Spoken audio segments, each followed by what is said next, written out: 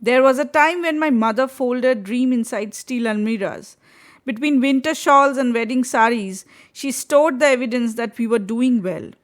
She used to iron a silk sari before every wedding, not just because she loved them, but because people noticed her.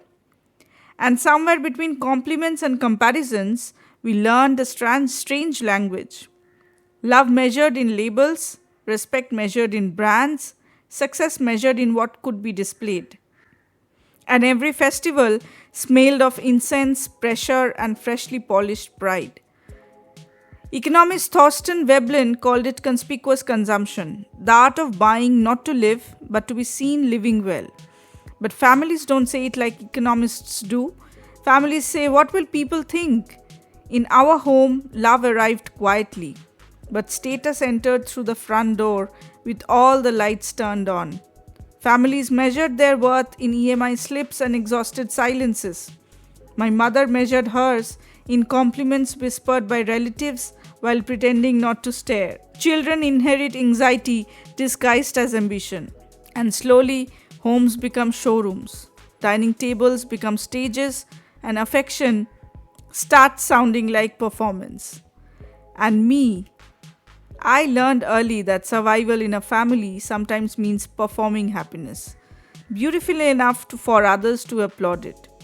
Veblen gave it a cold academic name, this conspicuous consumption. But in our homes, it sounds softer, more intimate, more dangerous. So we consume beyond hunger, beyond need, beyond truth. We buy big dining tables for families who no longer speak. And somewhere along the way, we mistake being admired for being loved. This podcast is about that quiet hunger, the need to consume visibility, status, approval, the invisible theater inside ordinary families. This conversation is about that ache, the inheritance of appearances, the quiet violence of comparison, the things families purchase to avoid confronting what is missing. Because sometimes the loudest cry for love does not sound like crying at all. Because sometimes the most important and expensive thing in a house is the image it is trying to protect. Sounds poetic, right? In today's episode, we will be dealing with busting the myth of a perfect life. But because we have our guest from the academics, Dr. Abhishek Kumar, let me clarify a few concepts before the slightly difficult conversation begins. So, in economics, we discuss a human's purchase intention as consumer behavior. Among many other nuances and theories, the purchase behavior is observed on the basis of three basic things. Is it something that he needs? Number one. For instance, maybe a medicine that he needs to have, or a study book that he needs to purchase in order to, learn something. Number two is it something he wants? Maybe a chocolate, which might not be something that is good for his health, but he might want to have it. Or maybe a car instead of a two-wheeler. Number C, is it something he aspires or desires to own? Maybe a bigger car from the default one that he owns. And number D, is it something he wants to display to his peers? Maybe a luxury car or a destination wedding to signal wealth. So you see, the whole basis of purchase behavior circles around either needs or wants or desires, and a willingness to display to the peers or to signal wealth to the society. And this is where Veblen had come up with this wonderful idea of conspicuous consumption. In plain Google language, it is actually the practice of purchasing and publicly displaying expensive goods and services to signal wealth and social status rather than to meet practical needs. And the key characteristics, I would say, is called the Veblen effect. In his 1899 book, The Theory of the Leisure Class, it describes goods where demand actually increases as the price goes up, because the high price makes it more exclusive. Then there's an aspect of social signaling also. It serves as a way for individuals to communicate prestige or gain social recognition and differentiate themselves from others. But on the other hand, there's a sense of wastefulness because it often involves buying luxury and expensive items that provide the same functional utility as cheaper alternatives. And there are some real world examples from the sense of fashion or vehicles, real estate, leisure. For instance, if you wear high end designer clothing or carry luxury handbags with highly visible logos, that is an example of conspicuous consumption. In terms of automobile sector, you can be driving supercars or luxury SUVs when a standard car would accomplish the same commute. So you see how all our consumption decisions are based on who we want to display to the world as to about who we are rather than what we actually need. Sounds more like a matrix, isn't it? So let's delve deeper into today's episode with Dr. Abhishek Kumar. I'm so glad to have him here.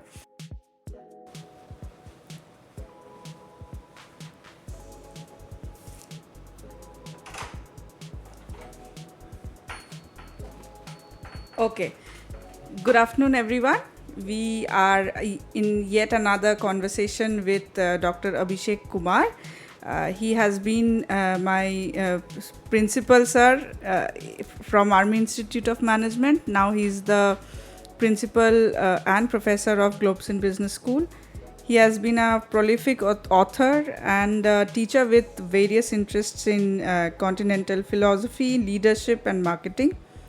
And as a part of his doctoral studies, he created a scale to measure brand personality, which is extremely interesting. We'll talk about how that figures in our conversation today, sir. His research also revolves around creating theoretical constructs around product conceptualization, psychological realities of leadership, and architectural principles as well. He often writes on topics of general interest in various media platforms that lends either a philosophical or a psychoanalytical perspective to the issue. So, sir, welcome to the show, and I'm very glad that you agreed to do this podcast with me. And the topic we have is slightly uncomfortable. As you know, I have told you that I have discussed with you this topic in the academic arena or while we were working together on family and how family figures in the consumer behavior scenario while we were doing courses on management. So as a topic, what would you say to family and consumption? Thank you, Debolina, for inviting me to this conversation. As you said that we have had several conversations on consumer behavior and principles that outline or principles that form the foundations of consumer behavior. And you and I, both of us being from the background of economics, it perhaps makes it in some sense deeper and maybe layered, that we are able to see those layers, we are able to see the depth in which often as management academicians and professionals we miss. So I feel that when a consumer behaves, and essentially when we are saying consumer behavior, we are saying his propensity to buy or not buy, purchase or not purchase. That is a purchase decision, a buying decision. Right. Now, that buying decision is made by who? Is the identity of the consumer limited to being a consumer, or he is also a father, a mother, a child, and various roles that he plays in society? Since the question is on family, it is definitely true that all of us are members of a family and we play roles related to family. But our roles are not limited to being a family member. There are many other roles we play and we ought to play. to lead a good life, a richer life, meaningful life. And therefore, in my view, uh, the conventional construct of a family, um, I think, is limiting. And as marketing, as economics students and academicians, I think we must first understand the idea of family itself a little better and also go beyond it. Okay. Thank you, sir. To start with, if I can reframe what you just said, that as a father, an individual, when I talk about a consumer, it's an individual, a person, might be having certain choices to make, but when he brings himself out or steps out of the identity of just a father, he could also be a man wanting to buy a bike, for example, for himself, or there could be other aspects of his desires. So is that what you mean by? Yes, it could be that you are part of some interest groups, and therefore you have. But I think the point is something more than that. It is also about not just consumption in the economic sense or consumption itself. Does family exist only to consume? Because economic reality of a family is that it is a unit of consumption, and a household, as we define, um, many measures are around the household income and so on. But I think it's a capitalist way of looking at things, and which reduces family to a unit of consumption. Um, we all know that family is not just a consuming unit. It's the So foundations. what does family mean to you, or what are the kinds of families that we see around us? Uh, so see, it reminds me of um, the novel Brave New World by Aldous Huxley, and in that there is a scene where author is describing a zoo, and there are posters all over the city that a new item has come in zoo and everybody must come and see. So there is a good crowd out of curiosity visiting the zoo, and then the new enclosure is that people can see from far that in the enclosure there is a house, and in that house there are 4 people living together, and of those 4 people are something what we call father, mother, and 2 children. So, the world has moved to such an extent, or so much, in some sense, forward, that the idea of family is for the place of a family is in zoo.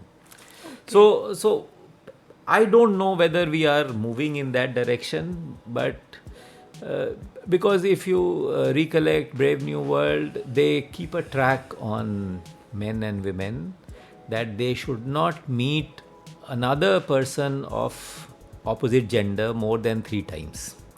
Because moment they start meeting more than 3 times, then there is a likelihood of intimacy developing or emotions developing, which must be instantly killed.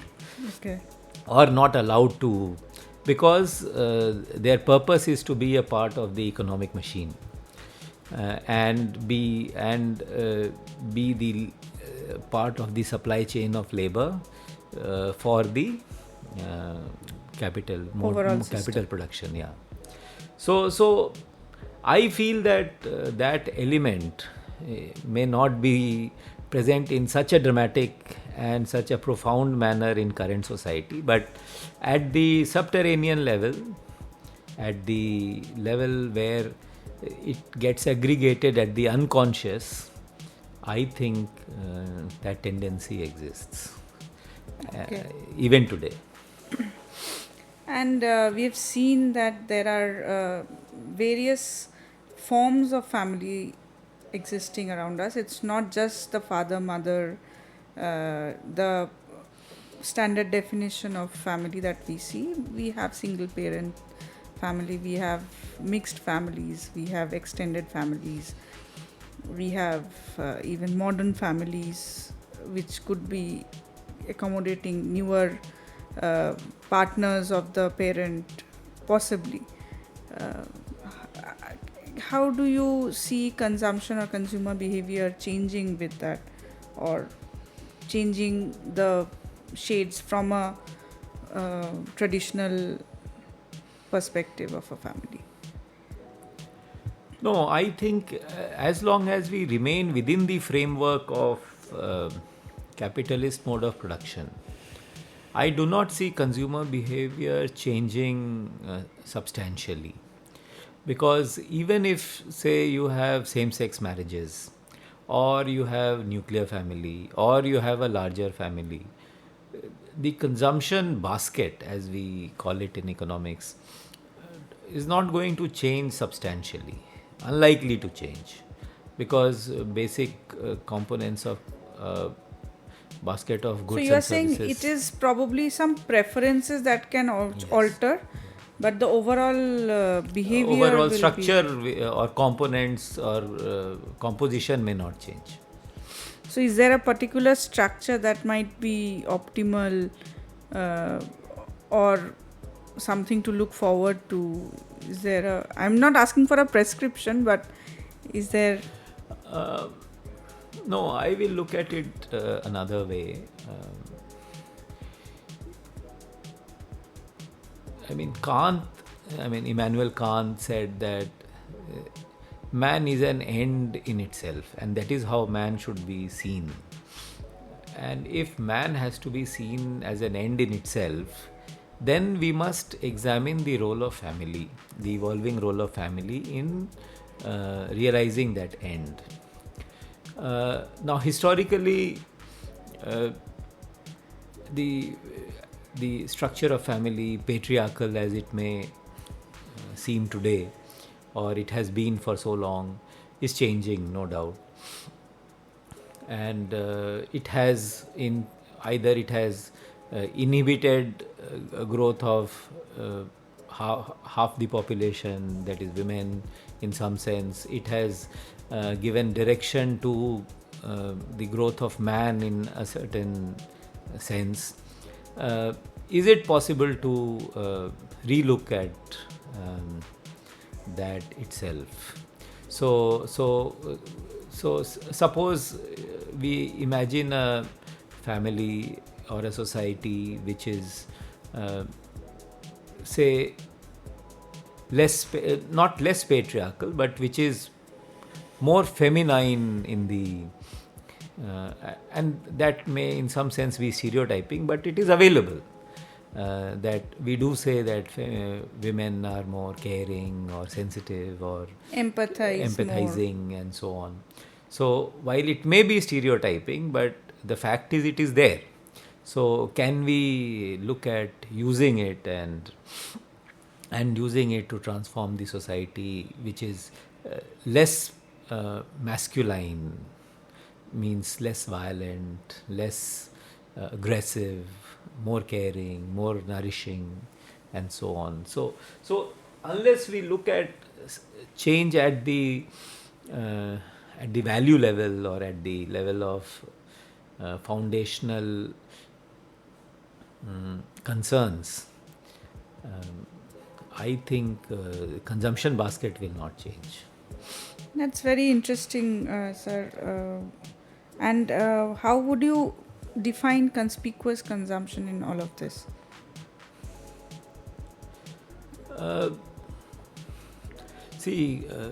We know conspicuous consumption was given by Veblen, and the foundation of conspicuous consumption was the hierarchy in society, that some are privileged, some are imbued with more power than the others, some are more inclined towards what he calls exploits, and some are more capable or more suitable for the work called drudgery. And he gave a neat classification of men and women, that men want to make exploits and women are more suitable for work, that form of work that is drudgery. Now, conspicuous consumption falls in the bracket of exploit, that I can buy a bag of 2 lakh rupees. So it's an exploit. It doesn't matter whether it's bought by a man or a woman, but it's an exploit. So I feel that this idea of exploit and drudgery is not going to go away. It is going to remain. Only thing is, with the advent of technology and technology becoming more and more overwhelming and capable, will it take away the drudgery part of work from mankind and leave mankind only to do exploits? Now, is that going to be a reality? I don't know. It's difficult to say. No, I remember you particularly insisting me on this topic, on taking this topic while I was taking economics classes.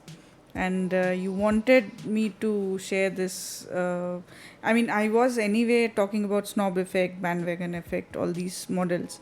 And you mentioned this, that Devalina, you please also mention this. So why do you think, the students needed to know, or even, it's in the syllabus also? I think students need to know, especially in management class, but of course everywhere else. But because in those who join the corporate sector, and in some sense they live a fashionable life, so-called fashionable life, to the people who are not from the corporate sector, and they get a head start in terms of Access to resources. And also lifestyle,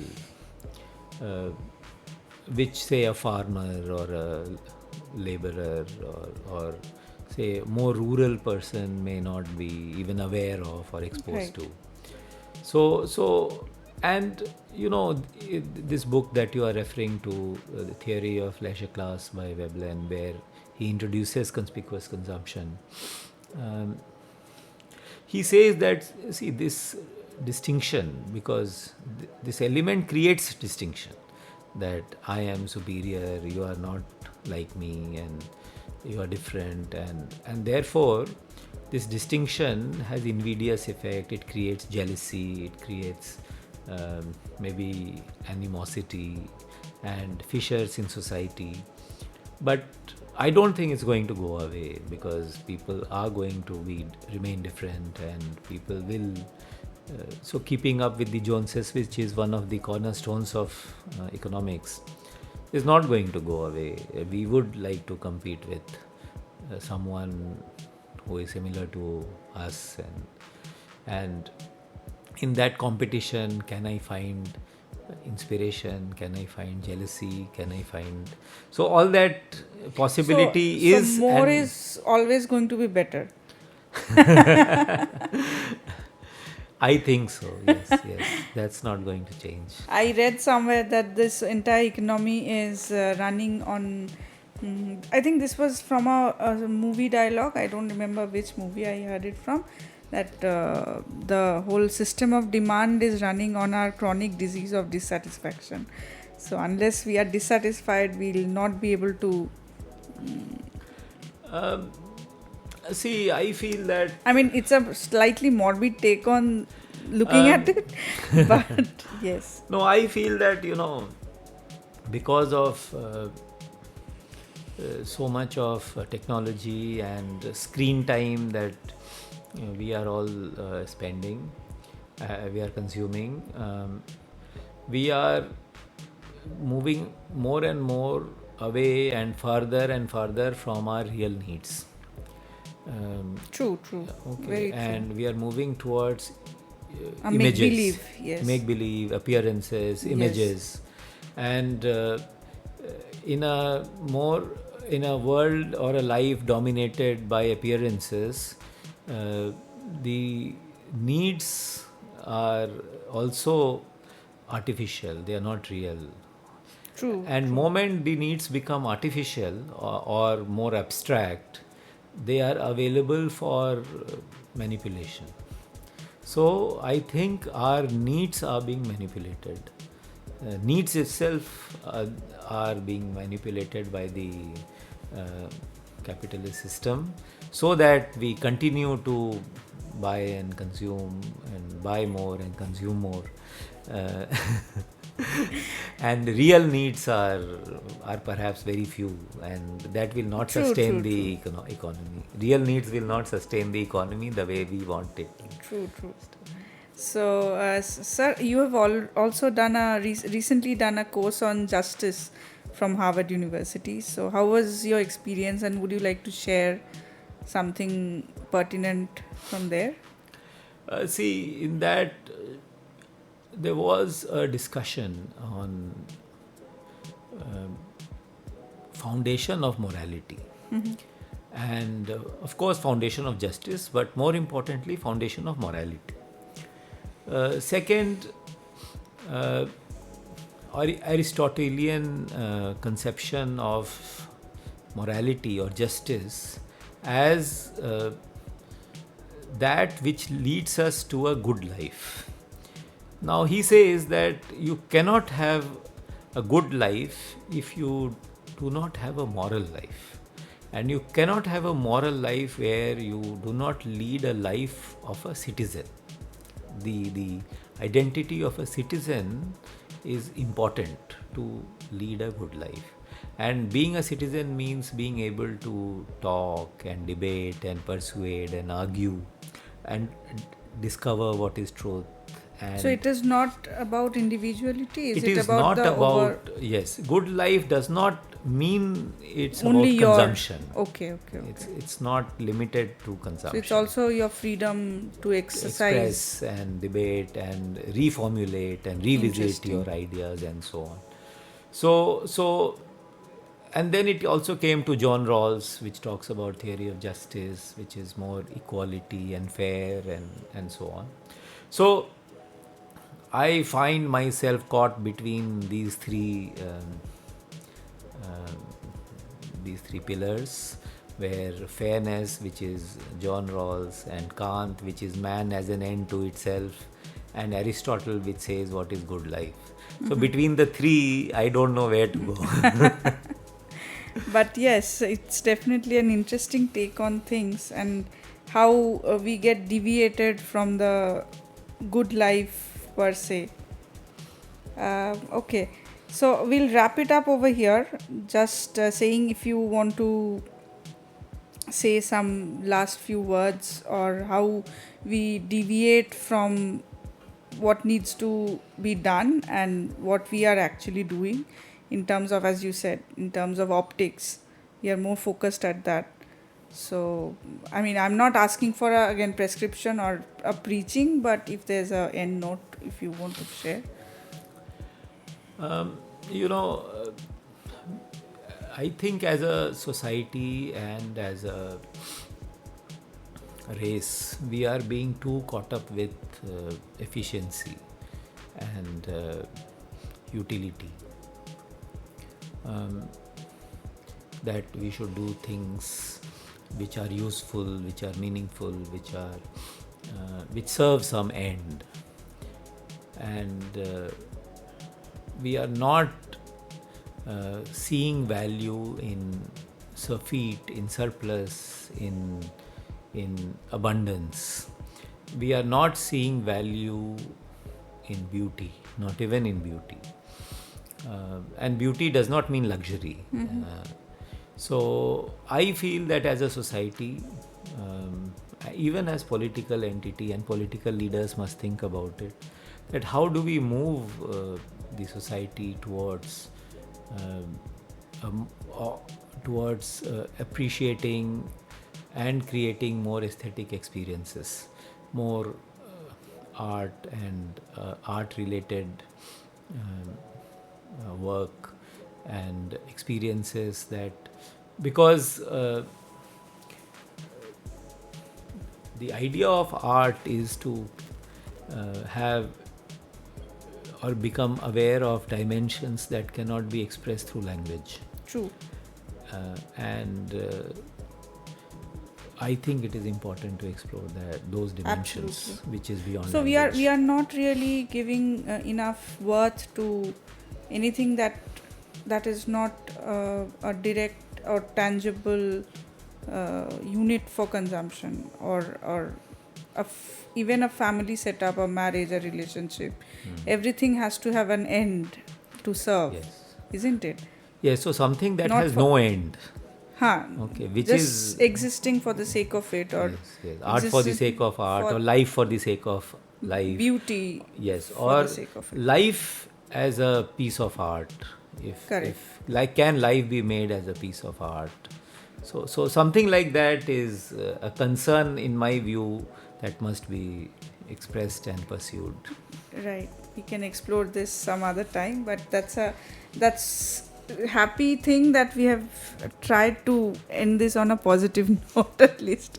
Not as uncomfortable as I thought, but thank you, sir, for appearing here.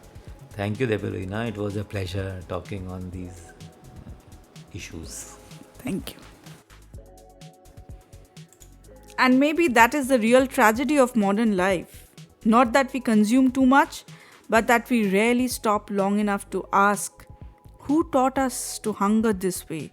Somewhere between school fees, promotions, weddings, loans, and the constant performance of doing well, we entered a machine so quietly we mistook it for normal life. Wake up, earn, upgrade, display, repeat. A rhythm so mechanical it begins to feel sacred. Like the world handed us a script before we were born. Study hard, buy more, become desirable, stay productive, keep moving. Even if your soul cannot keep up with your body anymore. And the frightening part is, the machine rarely looks violent. Sometimes it looks beautiful. A family photograph in matching clothes, a new apartment with soft yellow lighting, parents sacrificing everything for the children, children sacrificing themselves to justify those sacrifices. The Matrix was never just science fiction. It was the quiet hypnosis of believing your worth exists somewhere outside you. In possessions, applause, status, productivity, and families often unknowingly become the first place we learn that programming.